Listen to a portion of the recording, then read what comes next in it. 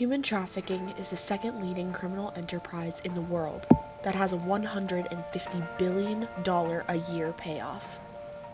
Over 40.3 million people around the globe are victim to modern-day slavery. In the United States, hundreds of thousands of men, women, and children are currently held captive by the trafficking ring. There are two types of human trafficking: sex trafficking and labor trafficking.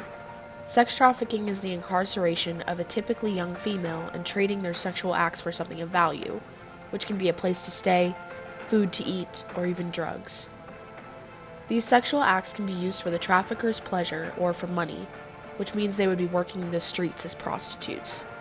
In Phoenix alone, over 78,000 male sex ads exist on the internet today. Although females are typically the victims of sex trafficking, boys fall into it too. Women are mostly used for prostitution, whereas men are used for sexual pleasures for the trafficker or people close to the trafficker. Labor trafficking uses force, fraud, and coercion to get victims to work for little to no reward. Types of labor used can include underground sweatshops and construction.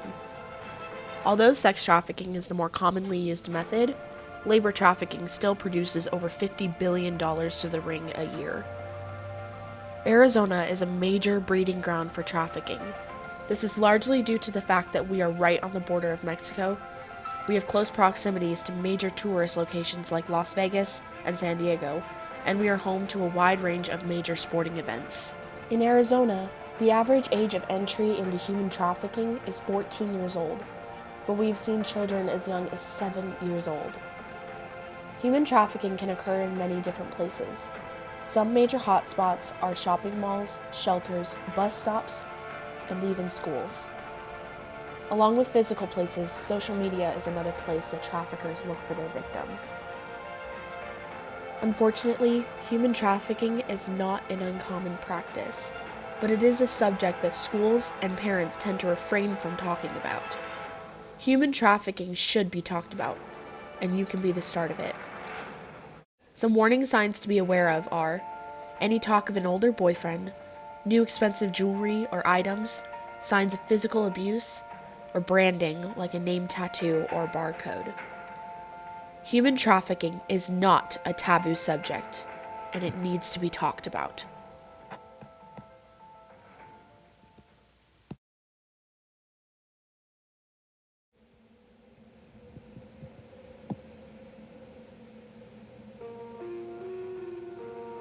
Hey, Mom. Hey, can I go to the park with a friend? I'll be back in like an hour. Oh, okay, cool. Love you. Bye.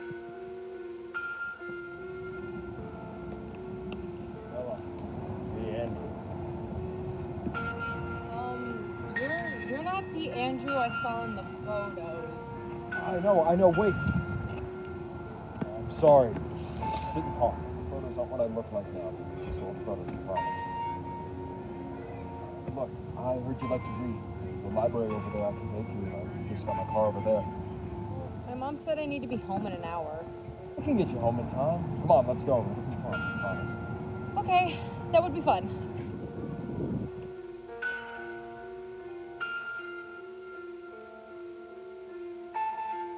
I like your car. Yeah, thanks. Hopefully we'll be spending a little bit more time here. Andrew, you just passed the library. Andrew, you could have just turned there too. What is going on? Where are we going? Andrew! Andrew!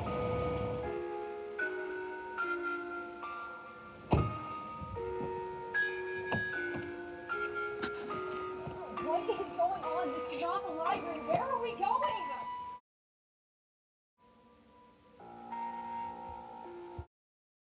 Human trafficking is the perfect enterprise for pedophiles. Typically, adult men who have sexual attraction to children will enter the sex trafficking ring to buy young boys and girls for their own sexual pleasure. To some, pedophilia does not seem to be a pressing issue, but I assure you it is. In September of this year, 2020, Governor Gavin Newsom of California passed SB 145.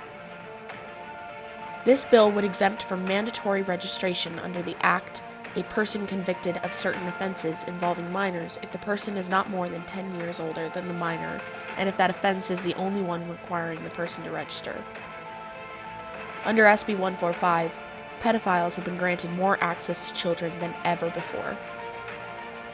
The North American Man-Boy Love Association is an organization of adult men who believe age of consent laws must be abolished, and that all men convicted of crimes related to underage sexual involvement should be decriminalized. SB 145 was an essential first step for this organization to achieve its disgusting goals. Human trafficking and pedophilia are two very uncomfortable topics to talk about, but with the shape of our society, they need to be spoken on. Awareness on these two very present issues is the first of many steps we as a community can take to put an end to the trafficking ring and the torturous sexual involvement with children.